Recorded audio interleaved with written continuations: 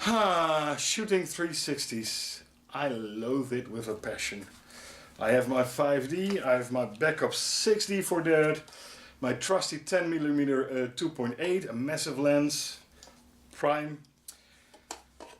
And then you have your nodal head, you have to take 4 pictures, you have to take 2 from the top, 1 from the bottom, align them. A pain in the ass. Then came these tiny little 360 cameras and I sort of fell in love with it. I bought the first one, which was a Samsung 360, then the 2017, which is kind of cool. I still have it, I use it on holidays a lot. Then last year the Insta360 One was released and it shot RAW. And I was like, RAW is kind of cool because I only shoot RAW for HDRi. So I'm not convinced that shooting JPEG gives you the dynamic range, the leverage, because of all the compression that actually RAW does. Now I could be wrong, perhaps it's more than sufficient. And I was like, now this little guy came out, the bigger brother of the 361, the 360 One X, and I'm going to test it, and the images are gorgeous. I actually bought a Xiaomi Mi Sphere. Wow, I could be living in Hong Kong. Xiaomi Mi Sphere. Because the images are even nicer than in the Insta360 One, and this blows the Xiaomi out of the water. I can tell you this is way better. Its dynamic range is so much better. I have my color passport over here, which has a nice gradient. So we can actually, when we gain down, see how many of these stops we can still see. So I'm curious about the results. I hope actually that the JPEG workflow with only 3 brackets will actually be sufficient for the majority of the work, because it's wickedly fast. It's click and you're done. Instead of go to 1/30th, go 1 stop down, go another stop down, go back to 1/30th, go a step up, go a step up. That takes a relatively long amount of time, about the same amount of time that I take these, except now I can sit in a corner quietly with my mobile phone. So that is actually kind of cool. So let's jump in and see what it looks like. I'm very curious. I really have no idea. Maybe my hypothesis that JPEG sucks needs to be out of the door. We'll see. So let's jump in. In order to get a similar result in lighting, I graded all of these HDRIs. That this is the black level, this is the white level, and I calibrated in this case to be at 0.18 because it's this raw, and in these other I graded it to be at 0.5. Black point,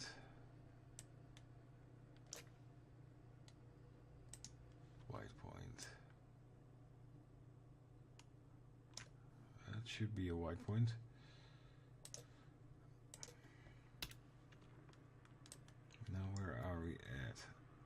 That's better, yes.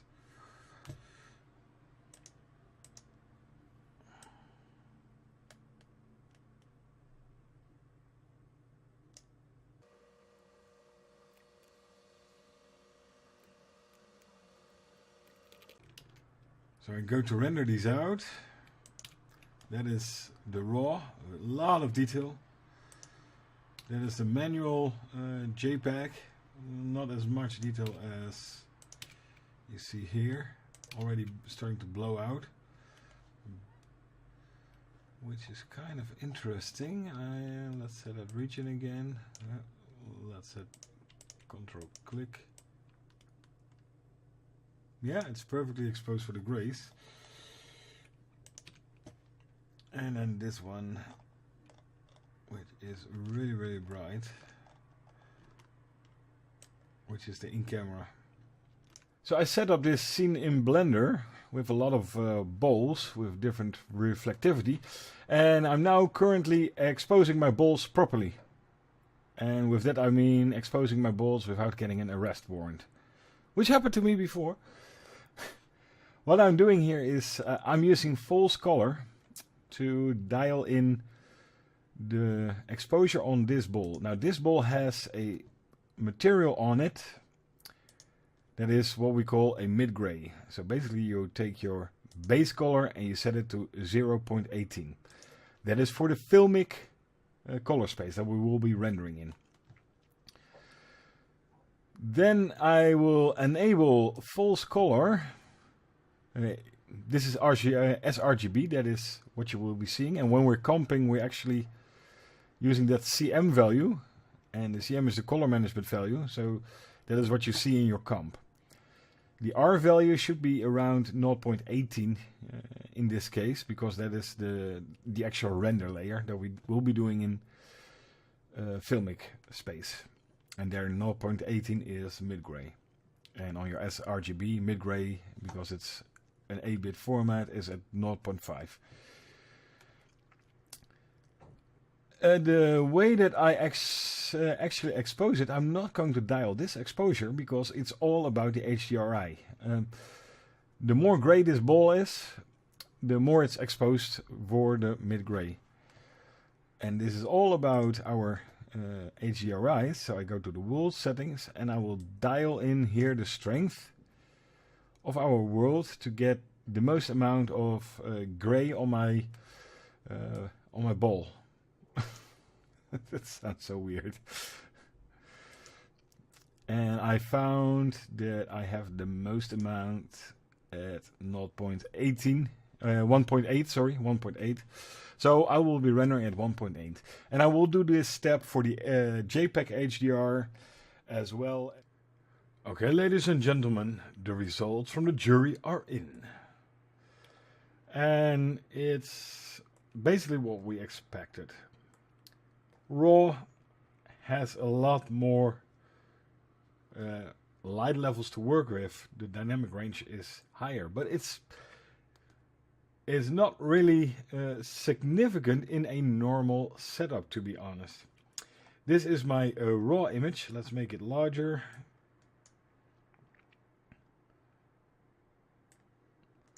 And what I found very curious, and I still don't understand, this must be a cycles thing. When I rendered it out, it came in very purplish. There was a bias towards cyan for some reason, which is weird because my flat gamma HDR has no purplish hue to it, no cyan hue. And this, by the way, is my manual JPEG workflow. It's a bit more saturated. A lot of sharpening, actually a decent sharpening. And this is gorgeous. This is out of the camera workflow. It's very sharp, perhaps a bit over sharp. But they taken out some of that overly puke green that you have with processed HDRs in JPEGs. So yeah, it's actually a very decent image. But yeah, the reddish shift, I don't understand what it is. But I graded it away and made sure that everything is around 0.18 on all of them. 0.18, and this number 3 also. So I set the black level here, set the highlight level on this little highlight, and then set the gray level to be 0.18 like we expect it to be on the grade node. And then I started pixel peeping. I first started by raising the gamma, a very, very obnoxious thing to do. See what broke. Well, the raw image obviously remains intact. Then the manual image in JPEG started to break, as well as the manual image in the camera. But this is a very exceptional situation, so nothing to really be worried about. What worried me actually more was when we're looking at the edges here, or in this case in the camera JPEG, a lack of an edge, as well in the manual JPEG, which is very saturated. I did not do any sharpening or saturation matching in post. I just conformed the levels and the white balance. But here in the RAW, we still see a nice little defined edge. In the manual JPEG, it's pretty much gone, but in the camera JPEG, it's really gone. So there is definite dynamic range in the RAWs, which isn't really weird. But there is this one little thing that I found quite amazing. Let's take the black ball. You can see it better. In the umbrella, I see some very tiny black or gray rods that are in there. But in the JPEGs, this is the manual JPEG, and this is the obviously weirdly bluish camera JPEG. I have these lovely little light spots in there, and it's quite of an aesthetic reflection, even though it's not really correct, because this is more like it from a person's perspective, but it's kind of cool. And what I usually do, by the way, is when I take an HDRi in RAW, and whether it's in DSLR or with the 360 cameras, I take one shot that is normally exposed and lay it over top, which I sharpen even more than the other layers. I didn't do any sharpening here. I didn't do any raw processing except for combining it and then matching the gray scale, black level, white level, and the gray in Nuke, and render out a new TIFF file.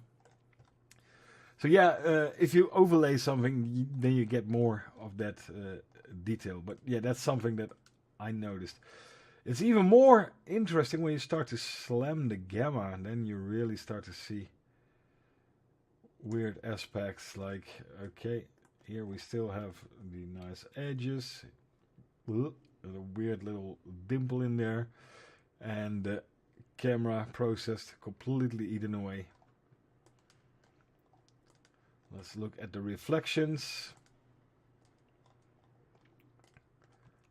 Let's go into the RAW. This is the RAW. And you can see some nice gradation in the poster still there. In the manual, manual JPEG, it's not as pronounced. And it's even worse in the camera processed. So that is something. The hotspot in the camera, this is the RAW. From the blue light, you know, it's obviously there's more gradation in the RAW than in the JPEGs, and this is where the camera really. I don't like this manual process; it's too saturated. But the camera processing in JPEG is actually pretty decent. In the highlights, in the reflections. This is camera raw. Still some gradation on the table. I wonder how much is visible in the YouTube compression. I will post these images. It's a big file, but you can pixel peep all you want. I will render out the graded images and you can look and form your own opinion. But yeah, you see nice stepping still in here. A little fall off. The fall off is harsh in the first manual JPEG. And there isn't any in the camera processed image. So probably the stacking of making the HDRi in the mobile phone application isn't as sophisticated, or isn't doing a gentler job than Luminance. That's what I use to stack my images or make my HDRis. So yeah. I love the RAW here. Well, the manual workflow not really that nice, and there's nothing really there for the camera processed. So yeah, we can pixel peep all we want, but the results are pretty much in. For a normal exposure, I guess if you do a quick run and gun situation or a YouTube video, you'll be fine doing the camera workflow. This is the camera workflow. It looks okay. It's perfectly in there. Except if you start to play with highlights, then you need to be curious or cautious. And curious. Curious is always good. But the RAW really retains everything in there. So yeah, for me it's still a RAW workflow. And if I had to choose between a JPEG workflow from the camera, in camera, with my cell phone, or doing it outside of the camera, I will use the camera workflow because it's actually pretty decent. Insta360, you did a wonderful job, guys. Honestly, it is very, very nice. And especially if you use the Insta360 for making HDRs to post on to your social media. That's really, the processing that they've done out of the box is really, really good. For HDRs, not as HDRi's, not as good. Not as good as your manual JPEG processing, but if you're processing anyways, then start shooting RAW. Although taking of the pictures takes a bit longer in the RAW. In these tiny cameras, storing the data on the card takes a bit of time. So yeah, those are the results. I can cheat science. Go for the RAW, guys, if you want to light your CG elements properly, but be sure to grade your images afterwards, because Cycles, I think it's Cycles, can do some weird funky stuff, but then again, you should always grade your images afterwards to make them, well, be the way that it's supposed to be. So another quick tip for you guys. Cheers.